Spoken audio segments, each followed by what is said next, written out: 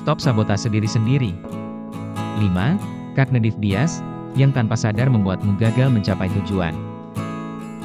Pernahkah Anda menetapkan tujuan di awal tahun dengan semangat membara? Entah itu rutin olahraga, belajar skill baru, atau memulai bisnis, hanya untuk menemukan diri Anda kembali ke kebiasaan lama sebulan kemudian? Anda bukan pemalas, dan Anda tidak kurang motivasi. Musuh terbesar Anda mungkin tidak terlihat. Ia adalah bug dalam sistem operasi otak Anda. Sabotase diri seringkali bukan pilihan sadar.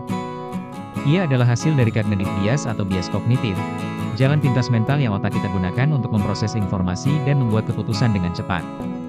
Jalan pintas ini memang efisien, tetapi seringkali tidak akurat.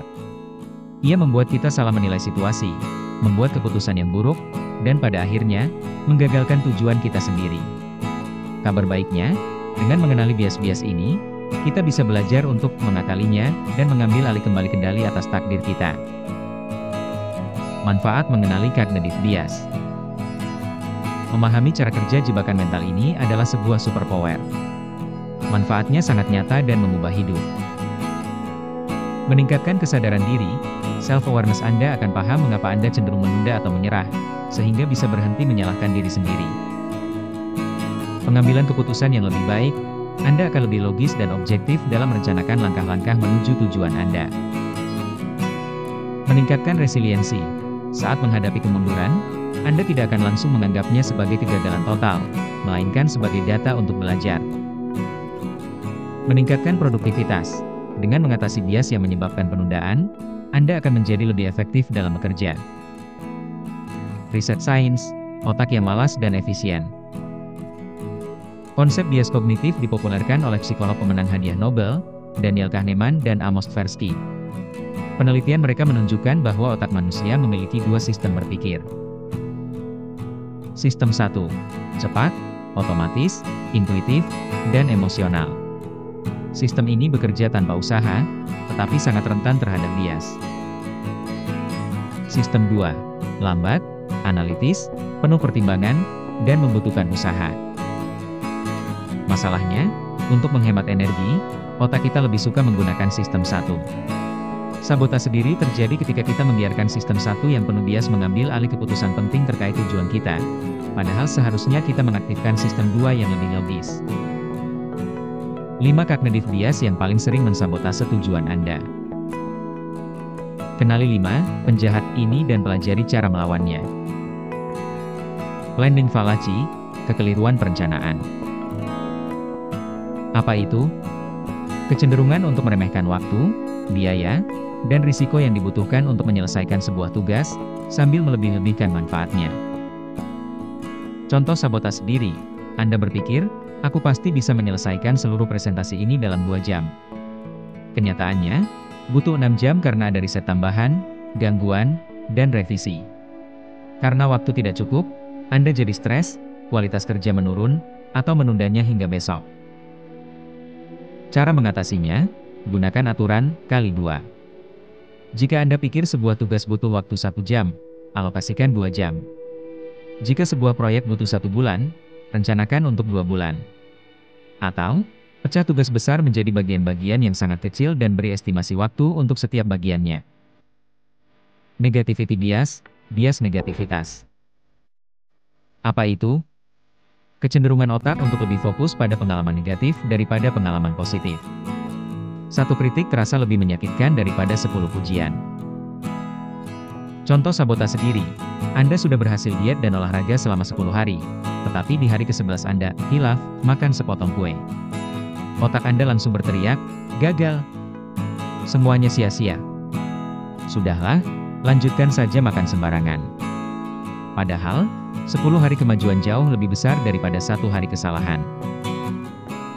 Cara mengatasinya, buat jurnal keberhasilan. Setiap hari, tulis 1-3 hal kecil yang berhasil Anda lakukan untuk mencapai tujuan Anda. Saat bias negativitas muncul, baca kembali jurnal itu untuk mengingatkan diri Anda pada kemajuan yang telah dibuat. Sunk cost fallacy, kekeliruan biaya terpendam. Apa itu? Keengganan untuk berhenti dari sesuatu yang tidak berhasil karena kita sudah terlalu banyak menginvestasikan waktu, uang, atau tenaga ke dalamnya. Frasa andalannya, sudah terlanjur. Contoh sabotase diri, Anda sadar bahwa strategi bisnis yang sedang Anda jalankan tidak efektif. Tapi karena sudah menghabiskan banyak uang, Anda terus memaksakannya, berharap ada keajaiban. Akibatnya, Anda kehilangan lebih banyak sumber daya dan menjauh dari tujuan utama. Cara mengatasinya, ajukan pertanyaan ini pada diri sendiri. Jika saya memulai dari nol hari ini, dengan informasi yang saya miliki sekarang, apakah saya akan tetap memilih jalan ini? Jika jawabannya tidak, maka sudah saatnya untuk berhenti dan mengubah arah, tidak peduli seberapa banyak biaya yang sudah Anda keluarkan. Confirmation bias, bias konfirmasi. Apa itu? Kecenderungan untuk mencari, menafsirkan, dan mengingat informasi yang mengkonfirmasi keyakinan yang sudah kita miliki, sambil mengabaikan bukti yang bertentangan. Contoh sabotase diri, Anda percaya bahwa Anda tidak bakat dalam berbicara di depan umum. Saat Anda harus presentasi, Anda akan fokus pada setiap kesalahan kecil yang Anda buat, misalnya, sedikit gugup, sebagai bukti bahwa Anda memang tidak bisa. Anda mengabaikan fakta bahwa 95% materi Anda tersampaikan dengan baik dan audiens mengerti. Cara mengatasinya, secara aktif cari bukti yang berlawanan. Tanyakan pada teman terpercaya atau mentor untuk memberikan umpan balik yang jujur.